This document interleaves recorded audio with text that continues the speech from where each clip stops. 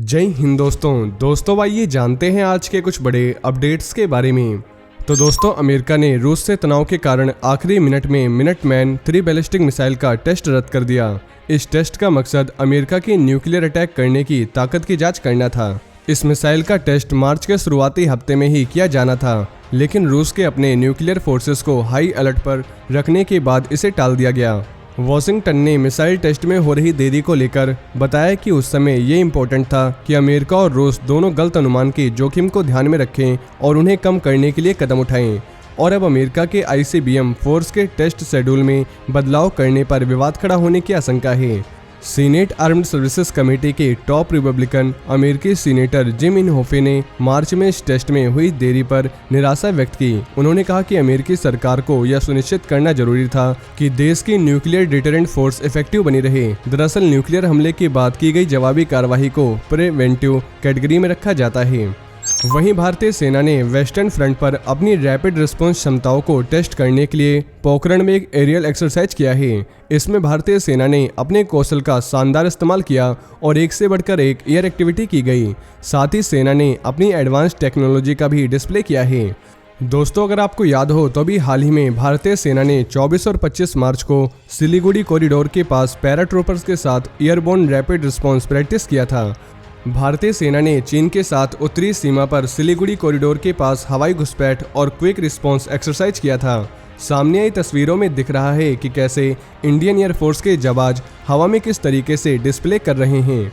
और उस वक्त सेना ने कहा था कि भारतीय सेना की एयरबोर्न रैपिड रिस्पॉन्स टीमों के लगभग 600 पैराट्रूपर्स ने कई एयरबेस से एयरलिफ्ट किए जाने के बाद 24 मार्च और 25 मार्च को एक एरियल एक्सरसाइज में सिलीगुड़ी कॉरिडोर के पास बड़े पैमाने पर ड्रॉप्स किए थे। वहीं रक्षा मंत्री राजनाथ सिंह ने शनिवार को हैदराबाद में चेतक हेलीकॉप्टरों के डायमंड जुबली के मौके पर आयोजित सेलिब्रेशन को संबोधित किया है। उन्होंने कहा कि पिछले कुछ सालों की घटनाओं को देखते हुए हमारी सरकार ने डिफेंस प्रोडक्शन में आत्मनिर्भरता पर बल दिया है। पास्ट में हम डिफेंस प्रोडक्शन के क्षेत्र में एक्सपेक्टेड स्पीड से आगे नहीं बढ़ पाए और हमें डिफेंस के क्षेत्र में अपने कंधों को मजबूत करना होगा।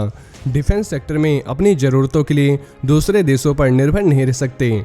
अब तक भारत ने केवल सिविलाइजेशनल वैल्यूज, शांति और सच्चाई के लिए हथियार उठाए हैं और भारत का मकसद कभी किसी के खिलाफ हमले का नहीं रहा। इससे पहले रक्षा मंत्री ने कहा कि देश ने अतीत में डिफेंस मैन्युफैक्चरिंग सेक्टर में प्रगति नहीं की और दूसरे देशों पर अपनी डिफेंस जरूरतों के लिए डिपेंड रहे। रक्षा मंत्री ने भारत के हेलीकॉप्टरों के डिजाइन, डेवलपमेंट और ऑपरेशन में मजबूती हासिल कर ली है।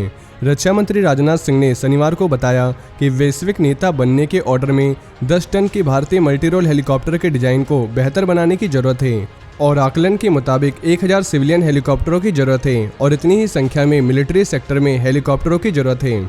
वहीं मध्य प्रदेश के जबलपुर स्थित ऑर्डिनेंस फैक्ट्री खमरिया ने एक नई उपलब्धि हासिल की है। ऑर्डिनेंस फैक्ट्री खमरिया ने दुश्मनों के चक्के छुड़ाने वाले 500 किलोग्राम के GP बम एयरफोर्स को हैंडओवर किए हैं। इस बम के आने से एयरफोर्स की ताकत दोगुनी हो जाएगी। DGAQA के कमांडिंग ऑफिसर के अधिकारियों की मौजूदगी में 500 किलोग्राम के GP बम की पहली खेप रवाना कर दी गई।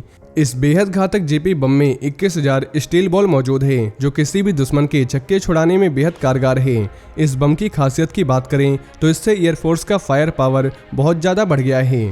फैक्ट्री सोर्सेस के मुताबिक इसकी लंबाई 1.9 मीटर और वजन 500 किलोग्राम है। इस बम को जगुआर और सुखोई Su-30 MKI से गिराया जा सकता है। इस बम का निर्माण जबलपुर की आर्मामेंट फैक्ट्री के F6 सेक्शन में किया गया है। 500 किलोग्राम के एयर ड्रॉप बम के माध्यम से दुश्मन के ब्रिज, बंकर, रनवे और ट्रैक जैसी बड़ी इंफ्रास्ट्रक्चर को आसानी से निशाना बनाया जा सकेगा और ये एयरफोर्स के लिए एडवांस बम है जो कई तरह की नई तकनीकों से लैस है। वहीं अरुणाचल प्रदेश में सेना ने गलती से 2 स्थानीय लोगों को गोली मार दी है। सेना के सोर्सेस के मुताबिक ये घटना चासा गांव में घटी है। दोनों लोगों की पहचान नोकफया वांगदान और राम वांग वांगसू के रूप में हुई है। जिस दौरान ये घटना घटी उस वक्त दोनों नदी में मछली पकड़कर घर लौट रहे थे और रिपोर्ट्स के मुताबिक ये गलत पहचान का मामला है। दोनों को तत्काल अस्पताल में भर्ती कराया गया। अस्पताल के एक सीनियर डॉक्टर ने बताया कि घायलों में से एक के हाथ में जबकि दूसरे के पैर के अंगूठे में गोली लगी है और अभी दोनों खतरे से बाहर हैं। घायलों के साथ अस्पताल पहुंचे एक ग्रामीण ने बताया कि सेना के जवानों ने दोनों पर गोली चलाई थी। वहीं पाकिस्तान में सियासी संकट के बीच इस्लामाबाद सिक्योरिटी डायलॉग के मंच से पाक army chief general Qamar Javed Bajwa ने बड़ा बयान दिया है। उन्होंने कहा कि पाकिस्तान सभी विवादों के निपटारे के लिए बातचीत और डिप्लोमेसी को बढ़ाने का हिमायती है। इसमें कश्मीर का विवाद भी शामिल है। उन्होंने कहा कि इस मसले पर आगे बढ़ने के लिए हम तैयार हैं, अगर भारत भी कदम आगे बढ़ाने को तैयार हो। और दुनिया की 1/3 आबादी किसी न किसी संघर्ष में घिरी है। यह जरूरी है कि हम अपने क्षेत्र को टकराव की लपटों से दूर रखें। इस कड़ी में भारत और चीन के बीच चल रहा सीमा तनाव भी हमारे लिए चिंता का सबब है। हम चाहते हैं कि इसका समाधान बातचीत और डिप्लोमेसी के जरिए हो।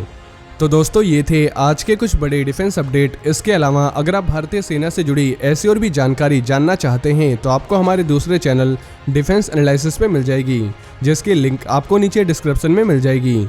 और इस वीडियो से संबंधित अगर आपके मन में कोई भी सवाल हो तो आप नीचे कमेंट बॉक्स में हमसे पूछ सकते हैं। हम आपको जवाब देने की पूरी कोशिश करेंगे।